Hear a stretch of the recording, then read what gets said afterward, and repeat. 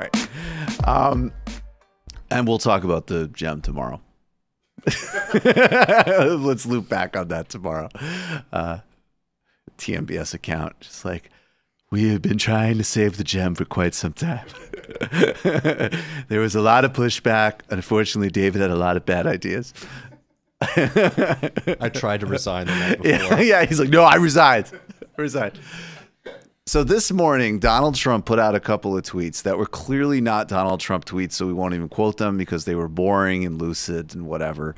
And the bottom line, it was a little catty because he was kind of like, John Bolton had a lot of ideas that a lot of people didn't like or something to that effect. So he had a touch of the flavor, but basically it was a kind of boring, like, you're fired tweet.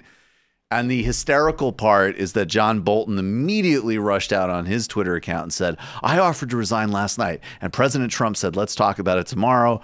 Trump, and here's my thing. Like, I know that I have an unhealthy fandom of Donald Trump in some ways, but it's like, I think he did talk about it tomorrow.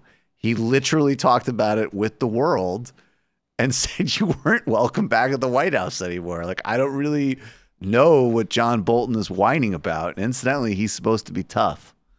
Now, this is actually great news from the perspective of not having a war with Iran, from the perspective potentially even of ratcheting down regime change efforts in Venezuela, which Trump, by the way, a couple of months ago, the real tell was that Trump was at either a press conference or on a Fox interview. I think it was actually a Fox interview. And he just sort of in the middle of talking about Venezuela, going through the motions, just started saying that Maduro was a tough cookie. And I think that was kind of like his signal that maybe Guaido's not a tough cookie. And he wants to be friends with the tough cookie. Oh, so why does Guaido look like Obama? Guaido looks like Obama, but he's not even as good. And Maduro's a tough cookie. That guy eats a lot of empanadas, and he still wears a tracksuit. But